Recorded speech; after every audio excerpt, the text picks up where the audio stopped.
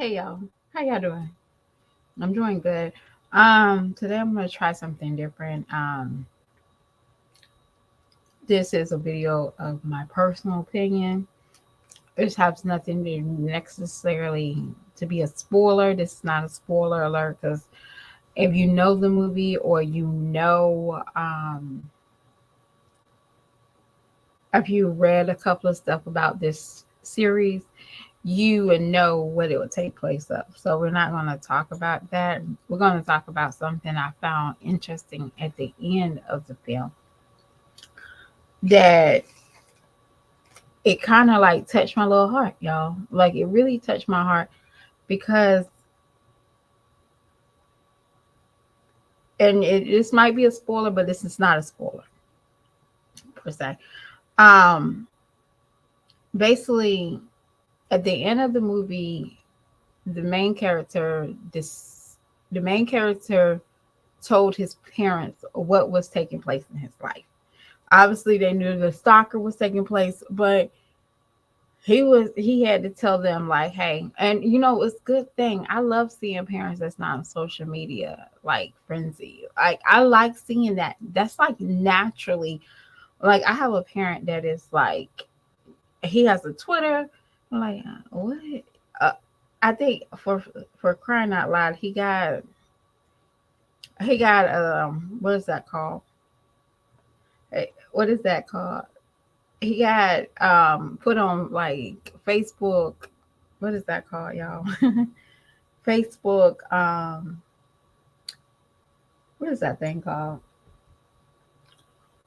Jail. Like he couldn't like send out messages or something like that. So, and I'm like, man, you're like 900. You like neck to neck to Moses at this point. Like calm down. Yeah, you don't have to be so you know vocal on social media. But it was like a refreshing seeing that, at this time frame they had YouTube and everybody at the time had um they constantly y'all, I'm everywhere because I'm new to this, okay? So it's like everybody was taking pictures, uploading everything. So that was like a refreshment moment that he could actually share this and he didn't have to worry about his parents criticizing him from a different point of view. Like my son is nuts. But I'm gonna say this: if the father was more, and it probably was hard for him, and it's very hard for us women to understand men sometimes. When men are very standoffish, but they still want a companion. They just don't know how to turn that on and turn that off due to trauma. And you could tell that that father pushed his son away due to the fact that he had bad decisions with certain things that took place in his life. Um, he wanted a father figure so bad that he kept like rejecting all the like red signs, the red flags we like to call it, from that mentor guy that took him on his wings. That was like he was like it wasn't like a sexual pleasure. It was like a good job, son. He wanted that good job, son. And you could tell that he wanted it so bad that he would take off his red flags and like, bump this. I'm finally getting this from, because I didn't get this from my father. Um, am I saying his problems happened because he was in a two-parent home? No. But there's a lot of people that would say that is a product of a single parent home. That's crazy. And I love how he showed us that, he did have a two-parent home. It wasn't out here on his own, but it was just like a man not talking for a man, but you could tell that he was yearning for that type of acceptance that he did not mind. He even went back to his abuser. Hi, Mystery. Hi, Ebony. Um, and that process just to get validation. It's crazy. And I'm like really sad because I don't think he's, even though he wrote this, he actually played and he wrote the story, but I don't think he's actually healed. And I think it takes time. And I think it's just the chaos of it. And it's probably going to take him some years to get a relationship with his father. Because if y'all seen like at the end, then I can't tell y'all so much because it is a good story. If you can get through all the blase mess, even though it might not be important to us when we look at the storyline, like personally, the transgender storyline, it was useless to me because it was very useless. Not because of that was his first encounter, but he was in a new world. After he left his girlfriend, everything was new to him. Everything was he had a drive, he had a different light that shined in his eyes. So I can't even say, that was a important part of his life. I just think that storyline could have, even y'all, even the stalker part, it could have been irrelevant because he definitely had more emotion and depth with himself going through this journey, whatever his journey was. And I don't necessarily think his journey had anything to do with his sexuality. It had something to do with him feeling wanted in this world. Um, and I guess you could still put the the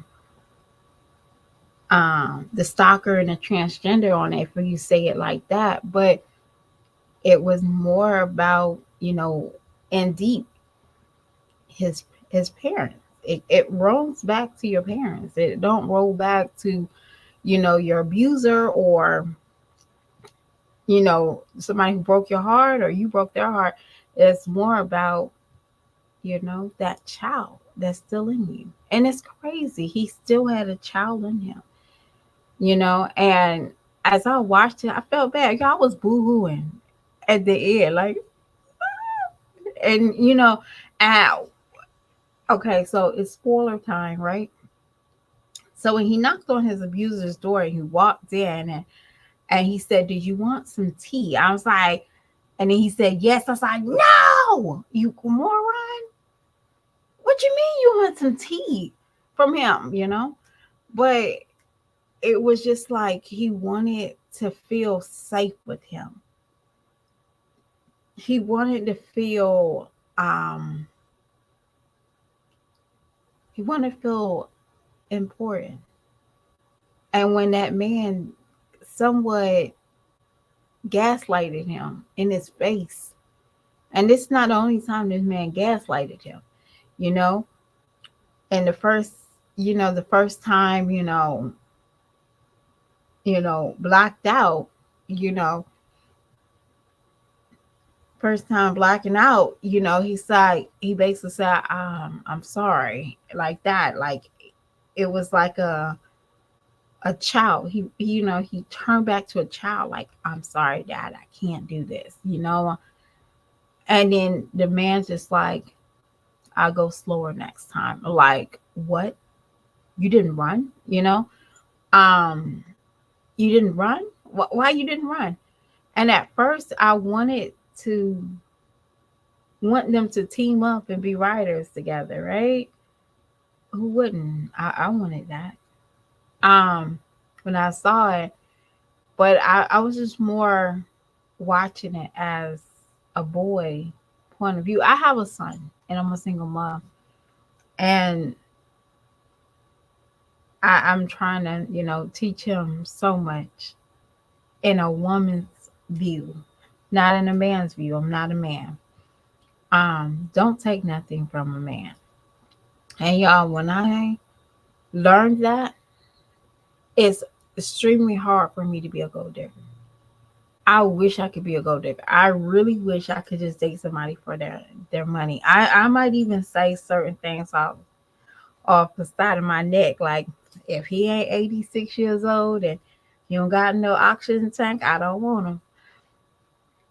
But no, seriously, like real time, I cannot because my dad, well, my stepdad, whatever you want to call him, um, my stepdad always told me not to take nothing from a man as a like like a 9-year old. Like, but he gave me this. Don't take it. And when I finally got around groomers as a adult female, it was definitely a turn off. If my dad never told me that, how many kind of situations I will be in, and not just situations, but like how many baby daddies would I have? Or how many um drugless fuel nights I would have? All because I was like excited about taking like $4 or $5 from somebody. And when I say that, not literally for, but that's what it is. A cheap thrill. You might end up with $4 or $5, but it is a cheap thrill. If his dad told him about predators, not just as a kid, but as an adult, he wouldn't have that storyline. He wouldn't. And the worst part about it is we can't protect our children after they get a certain age. That is what broke my heart the hardest in that film. Like, you still can't protect them. They still gonna have to make choices, but how do you get around it? If the dad actually told the son about his trauma before he went in the world, I bet you he would not had second guess, or he wouldn't have contradict himself to stay with that first guy. He wouldn't never accepted money from him. One, and a tip maybe, but he would never had you know, he would know how to work for his own. He wouldn't have, he would learn how to put his first foot forward, you know, instead of having somebody trying to carry you. But I watched it and I had a different point of view. Of course, it was entertaining. Of course, it wasn't as funny as some people took it. Because I never experienced a stalker, so I don't know that side of the world. I don't. Some people can actually say, yeah. I was telling my homegirl on the phone we was watching that. I told her I wanted to watch it, and she said, "Oh my gosh, I just watched it." And I said, I watched, like maybe I want to say probably up to the second, third season episode. And I said, "Girl, I'm not that crazy, but I'm crazy. I would do a drive by." But woo, that's some hard work. And y'all, it was just the whole thing was, I felt bad for him. Like, I really did. Y'all, and that's just how my personal opinion of the series was. This doesn't have to be like correct, or it just don't have to be like a rebate, or like not a rebate, um, a debate. It just don't have to be a debate. This is just me talking about it, like my point of view. And I feel like as parents, we need to start molding our children the best way we can, so they don't have to deal with predators. They don't have to have a guilty and a satisfying feeling towards their abusers, or situations that they need to have to feel good about themselves. That was definitely, he dealt with a lot of, guilty and satisfaction pleasures with dealing with, his two main characters that caused him to be who he is today.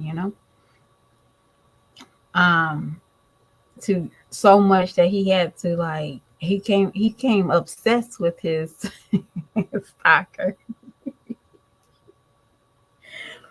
But y'all know, you can laugh at this, but how many of us became obsessed with, like, now some people might say I haven't, but um, some, like, a baby mama don't like us, or I can say a baby mama or ex girlfriend that don't like us, then we suddenly become obsessed and, like, looking at their Facebook page. That's how he was starting to.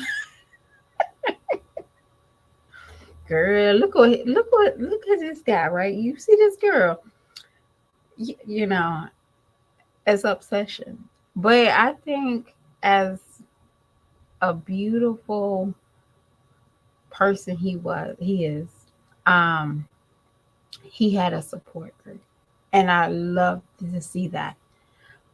His ex girlfriend, who was one, I love seeing that she was somebody that did not judge him, and she's like, "Hey, come back home to my mama's house."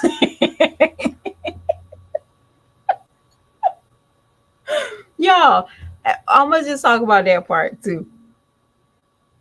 I don't think my mama will allow my ex boyfriend to stay at her house. Okay, well, I'm not there, but I don't think she. Yeah, they have a different um family oriented than I think majority of us have, because we wouldn't do that. We wouldn't. Nope, nope, nope, nope. You want to stay at mom? I wouldn't even allow it. Okay, like, why are you staying at my mama's house? But I love the fact that she was in his corner. I love that he wasn't by himself. Um, and even though he couldn't talk to her about certain situations, well, she knew about one, but she didn't know about the other. Um, but he still, you know, I like that. I love it for them. But I gotta do another video real quick, and this is just something I wanted to do outside the box. Um, Nothing serious. Okay, nothing serious. It's just something I wanted to do outside the box. And I really did enjoy, not in a creepy enjoy way, like, ooh boy, take more, give him this, and no, or ooh, say this to him, you know, see him 5 more times. It was more like I was more aware. And y'all, and be honest with y'all, men don't tell stories like this. They don't. And it doesn't make him a weak person, and it doesn't make anybody that have to deal with this, even if you're dealing silently, or just if you're going through whatever, you're not the only one. You know what I'm saying? So I love how he did share that, and he did not um glamify it as a way of making it sexy or cool. You know, um, he showed the raw. I like that. I also like the fact that he did not make his stalker sex. When I don't know if this is actually the real picture. I don't know. They uploaded the girl, the lady, but the actress is not far from what that lady looked like. Like, oh, so I like how he didn't glamify it. He didn't make stalking sexy. You know what I'm saying? Like, he didn't, like, try to make it appealing. Like, this is, you know, he really showed the rawness of it. I like it. Um, and I wish we had more storytellers. Not as so much graphic. I kind of miss storytelling. Like if this was just a Alfred Hitchcock type of thought vibe, I could see myself watching it. Without so much graphic. You know, I can watch it. But yeah, and it's shocking to me how articulate he was, even though he sucked as a comedian. Um, he still hold his head up. I like that. I really dig the whole film from just him telling his story. And he does interviews now, like podcasts and stuff, and it's amazing. So y'all, at the end of this chat, I'm gonna say this, and I know it might be hard. Whatever we're going through is not about us. It is to help somebody else. So even though we're going through it, we're feeling the pain, we supposed to be able to help somebody else so they don't have to go through it. So if you went through trauma as a child, please, teach your children their steps and ropes, and even if it might not be your kids, but try to set a certain example. Um, I speak on this a lot. It's not my personal morals, it's just my respect. Keep strangers, boyfriends away from your children. Um, Stop allowing your kids to go away with pastors. Hey, it is what it is. Um, and when I mean stop allowing pastors don't need to be having sleepovers with your just one child. Come on, y'all. If somebody take a liking of one child, you got 19 of them, and they want one child. We going fishing. Why you can't take the game? Well, no, we gonna pack up. We all going fishing. Don't allow a coach to buy your kids basketball shoes, y'all. These are real life shit. Like this is real life, like grooming. A lot of people might never experience, a predator in their house. They can open their door and walk in their refrigerator, walk to the refrigerator, check on you, you know your parents' whole habits and routine. People don't just wait for you outside the bushes and attack you. No, these are actual people that know you. Oh my gosh. If you're a single mom, they prey on us. Oh my gosh, you're a single mom. They ain't gonna believe you. Your mama works so much. She ain't gonna believe you. Tell your kids, hey, stop telling people your kids are a liar. That's real talk. Now your mama said out your own mouth, you a liar. Now that child is holding so much. You wondering why she don't act right. Wondering why she being so risky. Yeah. But again, share your story. We don't have to know your whole detail. Not every day, all day, but just remind your story can help somebody else. All right. Y'all have a good day. I'm about to cut a rug in like less than 10 minutes. So I'll talk to y'all in a minute. Bye.